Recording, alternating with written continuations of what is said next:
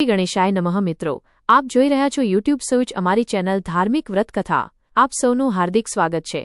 આજના વિડીયોમાં આપણે જાણીશું અષાઢ માસની અમાવસ્યા ક્યારે છે, અમાવસ્યાનું શુભ મુહૂર્ત શું છે, અમાવસ્યાનું વ્રત ક્યારે કરવું અને આ દિવસે શું મહાત્મ્ય છે.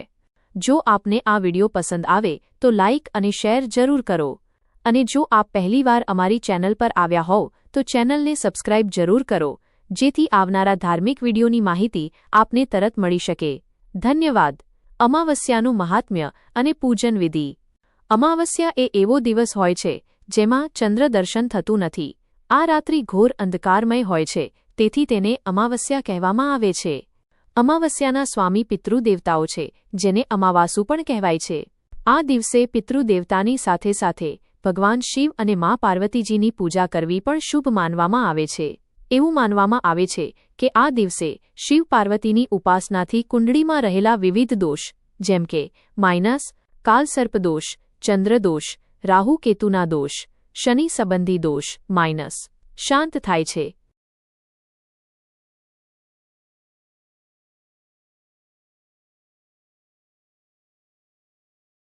ચંદ્રદોષ, રાહુ કેતુના દોષ, શનિ સંબંધી દોષ શાંત થાય છે. જરૂરિયાતમંદને દાન કરવું, પશુ પક્ષીઓની સેવા કરવી, બ્રાહ્મણોને દક્ષિણા આપવી, જલદાન, અન્નદાન, વસ્ત્રદાન કરવું, ગાયમાતાની સેવા કરવી, જૂતા ચપ્પલ, છત્રી વગેરેનું પણ દાન કરવું. શાસ્ત્રો અનુસાર આમ કરીને પિતૃઓ પ્રસન્ન થાય છે અને આપના ઘરમાં શાંતિ અને સમૃદ્ધિ રહે છે. વાસ્તુશાસ્ત્ર અનુસાર અમાવસ્યાના દિવસે દક્ષિણ દિશામાં દીપદાન કરવું શુભ માનવામાં આવે છે. દક્ષિણ દિશાનું મહત્વ અને અમાવસ્યાના પૂજન વિશે સરળ રીતે સમજાવટ. દક્ષિણ દિશા મંગલદાયક દિશા કહેવાય છે. આ દિશા યમરાજ તથા પિતૃઓની દિશા તરીકે પણ માનવામાં આવે છે. પિતૃ તૃપ્તિ માટે દક્ષિણ દિશા તરફ મુખ કરીને જળ અર્પણ કરવાનું શાસ્ત્રોક્ત વિધાન છે. જે દિવસે પવિત્ર નદી કે તીર્થસ્થળ પર જઈને તિલ મિશ્રિત જળ, તલવાળું પાણી લઈને હાથના ખોબામાં અંજલિ ધરીને સૂર્યનારાયણના દર્શન કરતા પિતૃદેવતાનું સ્મરણ કરીને અર્ધ્ય આપવો જોઈએ. એવું માનવામાં આવે છે કે સૂર્યનારાયણ દેવ પિતૃના પિતૃ છે, એટલે તેઓને પ્રાર્થના કરવાથી પિતૃઓ પ્રસન્ન થાય છે. આજે તુલસીજીની પણ પૂજા કરવામાં આવે છે, કારણ કે તુલસી ભગવાન નારાયણને ખૂબ જ પ્રિય છે. લક્ષ્મીજીનો જન્મ પણ અમાવસ્યા અને પૂર્ણિમાની તિથિ પર મનાવવામાં આવે છે, એટલે આજે લક્ષ્મીપૂજન અને દીપદાન પણ કરવામાં આવે છે. દિવસના દીપદાનનું મહત્વ. અમાવસ્યાની રાત્રિ અંધકારમય હોય છે અને નકારાત્મકતાનો વધારો રહે છે, તેથી આ દિવસે દીવો પ્રગટાવવો શુભ માનવામાં આવે છે. આજના સમયમાં લાઇટ પણ પ્રગટાવી શકાય છે. લાઇટિંગનું દાન કરવું પણ એક પ્રકારનું પુણ્ય કાર્ય ગણાય.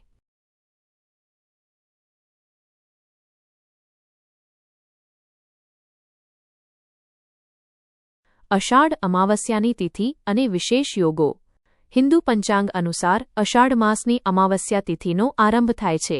તારીખ 23 અને 24 જુલાઈ 2025ની મોડી રાત્રે લગભગ રાત્રિ સવારે 2:30 કલાકે પૂર્ણ થાય છે. 24 અને 25 જુલાઈની રાત્રે આશરે રાત્રિ બપોરે 12:40 કલાકે. ઉદયાતિથિ મુજબ 24 જુલાઈ ગુરુવારના દિવસે અમાવસ્યા ઉજવવામાં આવશે. ગુરુવારના દિવસે સત્યનારાયણ ભગવાનની પૂજા કરવી પણ ખૂબ શુભ માનવામાં આવે છે. ભક્તો આજે સત્યનારાયણ વ્રત તથા નારાયણ ઉપાસનાનું પાવન કાર્ય કરી શકે છે. કેટલાક વિસ્તારોમાં આજે બહુચર રમા અમાવસ્યા વ્રત પણ રાખવામાં આવે છે. વર્ષમાં 3 અમાવસ્યાએ આ વ્રત કરવામાં આવે છે, જેને પણ ભક્તિપૂર્વક કરવામાં આવે છે. આમ આજનો દિવસ ઘણા શુભ યોગોથી યુક્ત છે. ગુરુ પુષ્ય યોગ, અમૃત સિદ્ધિ યોગ, સર્વાર્થ સિદ્ધિ યોગ, શિવવાસ યોગ. આ શુભ યોગોના કારણે આ દિવસ પાવન ગણાય છે. આજે ભક્તો ભગવાન શિવ અને મા પાર્વતીજીની પૂજા કરીને મનોવાંછિત ફળ મેળવી શકે છે તથા જીવનના દુઃખોમાંથી મુક્તિ મેળવી શકે છે. આજના દિવસના મહત્વના સમય. સૂર્યોદય વહેલી સવારે 5:30 કલાકે. સૂર્યાસ્ત સાંજે 7:20 કલાકે. ચંદ્રાસ્ત સાંજે 7:20 કલાકે. અમાવસ્યાના દિવસે ચંદ્રદેવ દિવસ દરમિયાન જ ઉદય પામે છે અને સૂર્યપ્રકાશના કારણે નજરે આવતા નથી. એટલા માટે રાત્રિએ ચંદ્ર દર્શન થતું નથી. આજે પણ તેવી જ સ્થિતિ છે. બ્રહ્મ મુહૂર્ત વહેલી સવારે 4:15 વાગ્યા કલાકે આ સમયે જાગી પવિત્ર કાર્યો કરવા સૌથી શ્રેષ્ઠ સમય ગણાય છે. આજની અષાઢ અમાવસ્યા ખૂબ જ શુભ તિથિ છે.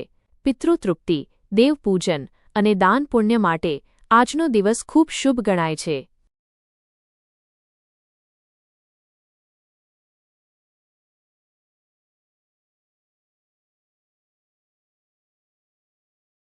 ભક્તોએ આજના પાવન દિવસે શિવ, નારાયણ, લક્ષ્મી તથા પિતૃદેવતાની ભક્તિભાવપૂર્વક આરાધના કરવી જોઈએ.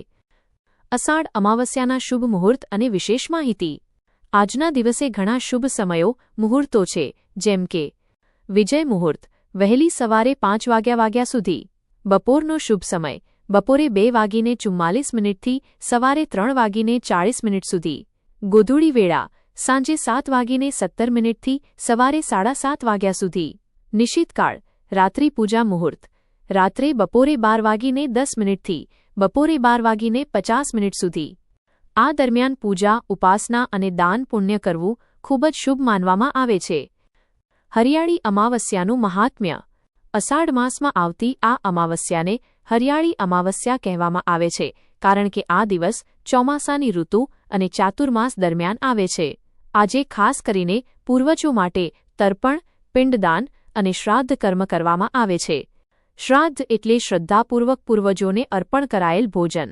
શ્રાદ્ધનો શ્રેષ્ઠ સમય હોય છે સવારના 11 વાગ્યાથી બપોરે 1 વાગ્યા સુધી, જ્યારે સૂર્ય આકાશમાં બરાબર મધ્યમાં હોય છે. પિતૃદોષ નિવારણ અને શિવપૂજન. પિતૃદોષ દૂર કરવા માટે આજે પિતરો માટે દાન કરવું અને સાથે ભગવાન શિવજીની પૂજા કરવી ખૂબ જ લાભદાયી માનવામાં આવે છે. શિવલિંગ પર ગંગાજળ અથવા સાદું પાણી, કાચું દૂધ, બિલ્વપત્ર, ફૂલ, ધૂપ, દીવો અને નૈવેદ્ય અર્પણ કરીને પૂજા કરવામાં આવે છે.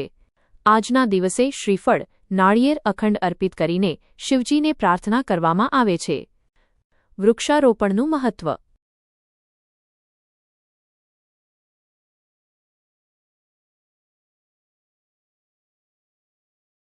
આજે વૃક્ષો વાવવાથી વંશવૃદ્ધિ થાય છે અને માતા ધરા તથા પ્રકૃતિ માતાના આશીર્વાદ મળે છે. નારદ પુરાણ અનુસાર હરિયાળી અમાવસ્યાના દિવસે દાન, તપ, સ્નાન, ધ્યાન અને પૂજન કરવાથી અક્ષય ફળ મળે છે. આધ્યાત્મિક મહત્વ. માનવામાં આવે છે કે આજના દિવસે વ્રત અને ઉપાસનાથી પાપોનો નાશ થાય છે અને જીવનમાં સુખ સમૃદ્ધિ પ્રાપ્ત થાય છે. અમાવસ્યાની રાત્રિ અંધકારમય હોવા છતાં આધ્યાત્મિક રીતે ખૂબ શક્તિશાળી ગણાય છે.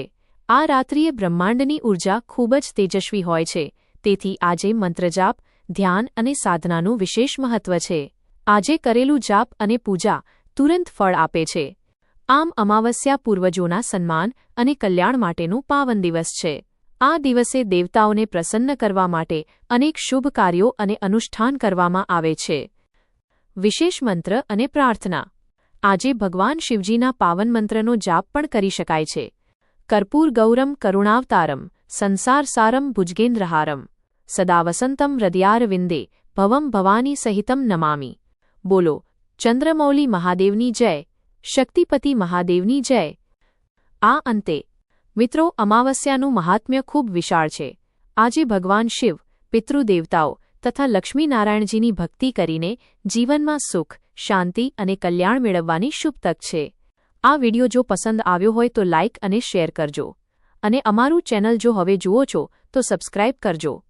જય શ્રી કૃષ્ણ. રાધે રાધે.